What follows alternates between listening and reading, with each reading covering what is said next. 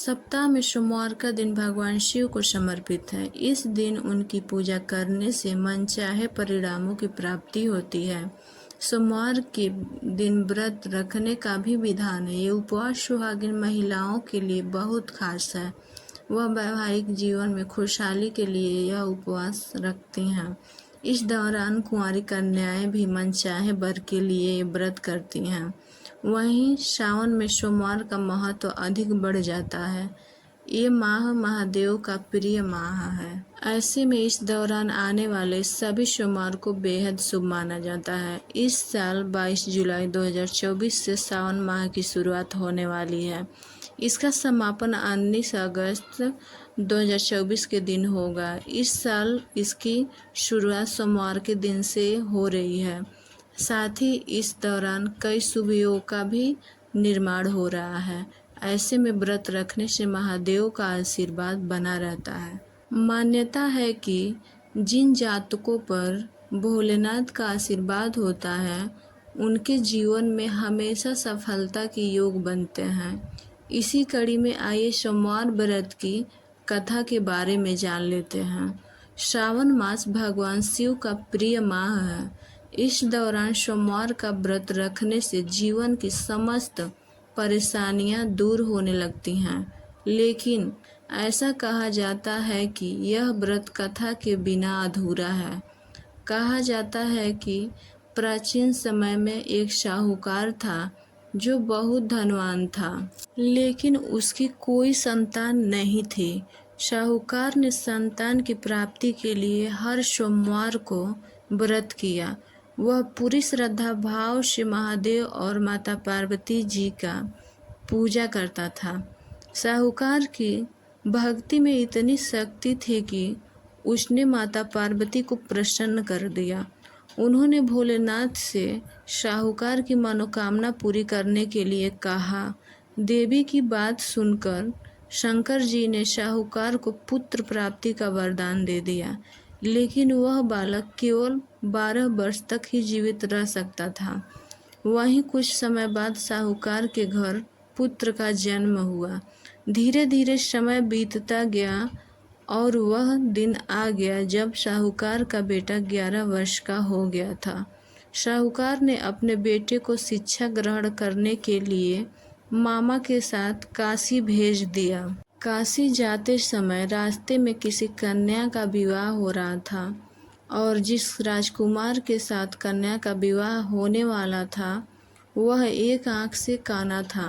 वहीं राजकुमार के पिता ने बेटे के एक आंख से काने होने की बात छुपाने के लिए साहूकार के बेटे से अपनी कन्या का विवाह करा दिया।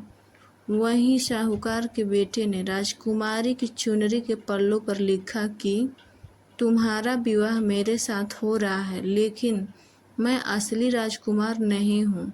जो असली है वह एक आँख से काना है। साहूकार के बेटे की ये बात सुनकर राजकुमारी ने ये बात अपने माता पिता को बताई। ये सारी सच्चाई सुनकर राजकुमारी के माता पिता ने अपनी कन्या को विदा नहीं किया। वहीं साहूकार का बेटा अपने मामा के साथ जैसे ही काशी पहुँचे तो उन्होंने यज्ञ किया। यज्ञ वाले दिन उसकी आयु 12 वर्ष होनी थी। साहूकार के बेटे ने अपने मामा जी से कहा कि वह ठीक महसूस नहीं कर रहा है और वह सोने चला गया। बता दे भोलेनाथ के वरदान के अनुसार सोते ही बालक के प्राण निकल गए। जब मामा ने मृत भांजे को देखा तो वह रोने लगा। संजोग की बात यह थी कि उस समय शिव जी और माता पार्वती जी वहाँ से गुजर रहे थे। जब उन्होंने साहूकार के बेटे को देखा तो मालूम हुआ कि यह तो वही साहूकार का पुत्र है जिसको 12 वर्ष तक जीवित रहने के वरदान दिया था। इस दृश्य को देखते हुए माता पार्वती ने शिव जी से कहा, प्रभु इसे आयु वरदान करें, नहीं तो इसके माता पिता यह बात सहन नहीं कर पाएंगे। माता की बात सुनते हैं। भगवान शिव ने साहूकार के बेटे को जीवन दान दे दिया। फिर जब वह काशी से शिक्षा प्राप्त कर घर की ओर निकला तो रास्ते में वह उस नगर पहुँचे जहाँ उस लड़के का विवाह हुआ था। वहाँ पहुंचकर उन्होंने यज्ञ का आयोजन किया। इस दौरान राजकुमारी के माता पिता साहूकार के बेटे को पहचान गए। उन्होंने अपनी पुत्री को उनके साथ विदा कर दिया। फिर अंत में तीनों लोग खुशी से अपने घर पहुंच गए।